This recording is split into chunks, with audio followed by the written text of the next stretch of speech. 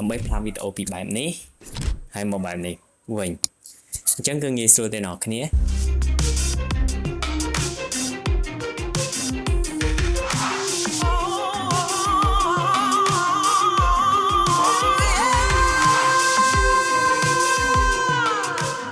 សួស្តីអ្នកគ្នាខ្ញុំបានណាននៅក្នុងថ្ងៃនេះដែរគឺខ្ញុំចង់ចែករំលែកតទៅនឹងការប្រើភ្លើងនៅក្នុង studio របស់ខ្ញុំមួយនេះផ្ទាល់អញ្ចឹងអីដែលខ្ញុំកំពុងប្រើគឺខ្ញុំកំពុងតែប្រើភ្លើងចំនួន3គ្រាប់ដោយអ្នកគ្នាឃើញអញ្ចឹងពលឺវាគឺជាបានភ្លឺស្មើស្អាតមែនទែនដោយការបែងចែកភ្លើងទាំង3នេះគឺខ្ញុំប្រើ key light មួយដែលនៅចំពីមុខខ្ញុំដែលខ្ញុំដាក់45 ដឺក្រេ back light ដោយអ្នកគ្នាឃើញអញ្ចឹងគឺខ្ញុំដាក់ចំពីក្រោយតែម្ដងហើយនឹង background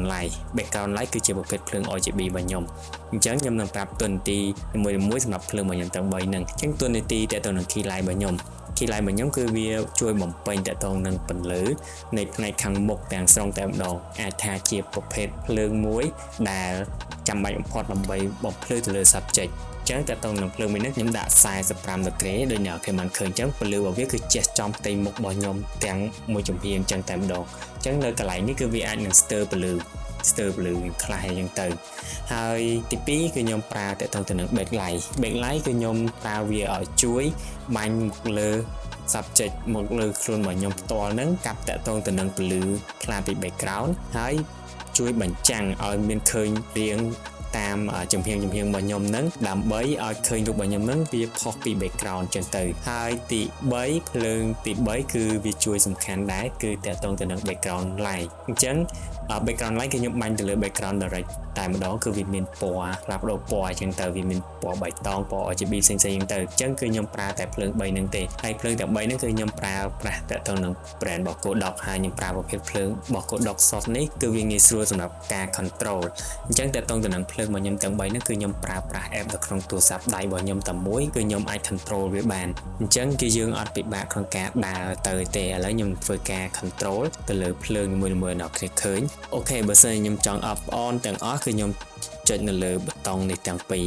ខ្ញុំចុចលើប៊ូតុងនេះមួយគឺវា off ទាំងអស់មកភ្លើងហើយខ្ញុំចង់បើកវាគឺវាភ្លឺទាំងអស់អញ្ចឹងបើសិនជាខ្ញុំចង់បើកទៅលើភ្លើងណាមួយឧទាហរណ៍ថាខ្ញុំចង់បើកទៅលើពួក key light អញ្ចឹង key light គឺខ្ញុំបើកមកវាឃើញបែបនេះអ្នកគ្នាអញ្ចឹង background light យើងក៏អត់ភ្លឺទេអញ្ចឹង key light គឺបញ្ចាំងទៅលើតែផ្ទៃមុខរបស់យើងមកចំហៀងអញ្ចឹងទេហើយបន្ទាប់មកគឺខ្ញុំបើក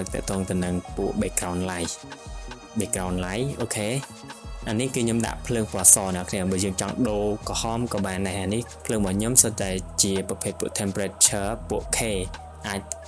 ដូរ temperature បានដូរពណ៌ពន្លឺថ្ងៃអញ្ចឹងបានអញ្ចឹងអត់អីទេអញ្ចឹងអ្នកគ្នាឃើញភាពប្លែកនៅពេលដែលខ្ញុំបើក key light ហើយនិង backlight ឃើញស្អាតបាត់ហើយអញ្ចឹងណាអ្នកគ្នាអញ្ចឹងយើងលេងទៅលើពណ៌ background របស់យើងតិចទៀតមកអញ្ចឹងយើងវាយទៅលើ background lightចឹងទាំង3ហ្នឹងគឺវាដើរតួរួមគ្នាសំខាន់មែនទែនបើសិនជាយើងអត់ភ្លើងណាមួយឧទាហរណ៍ថាតទៅនឹងពួក key light ចឹងវាធ្វើឲ្យវីដេអូរបស់យើងគឺបែបនេះតែបើសិនជាយើងមានវាយើងអត់ backlight របស់យើងវិញគឺវាបែបនេះអញ្ចឹងទាំង3ហ្នឹងគឺសំខាន់មែនតើអ្នកគ្នាអញ្ចឹងបើសិនជាយើងអត់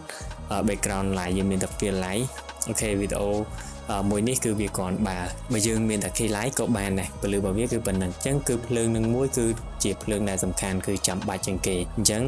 key light គឺអ្នកគ្នាអាចប្រើ45 ដឺក្រេទៅអ្នកគ្នាអាចរៀបចំដូចខ្ញុំបានអញ្ចឹងតទៅនឹងការរៀបភ្លើងបើសិនអ្នកគ្នាចង់ឲ្យពន្លឺខាងនេះភ្លឺកាន់តែស្មើទៀតអ្នកគ្នាអាចប្រើ fill light មួយទៀតមកយើងដាក់នៅផ្នែកខាងហ្នឹងមកគឺពន្លឺរបស់យើងគឺជះមកស្មើស្អាតហើយខ្ញុំចង់បញ្ជាក់ដែរតទៅនឹងភ្លើងរបស់ខ្ញុំកំពុងតែប្រើនេះតទៅនឹង background light អ្នកគ្នាគួរតែយក RGB ព្រោះយើងអាចដូរបានច្រើនពណ៌អញ្ចឹងខ្ញុំដូរដាក់ក្រហមខៀវខ្ញុំអាចដូរដាក់ពណ៌ផ្សេងទៀតបានដូចអ្នកគ្នាឃើញអញ្ចឹងអូខេអញ្ចឹងគឺវាល្អមែនតើអ្នកគ្នាសម្រាប់ការប្រើប្រាស់ភ្លើង RGB ហើយយើងប្រើពួក Kodak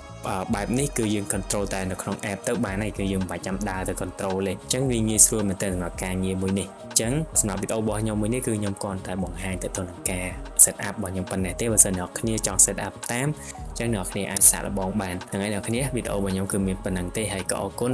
សម្រាប់ការតាមដានហើយកុំភ្លេចជួយចុច subscribe អ្នកមួយផងអរគុណជួបគ្នានៅវីដេអូក្រោយ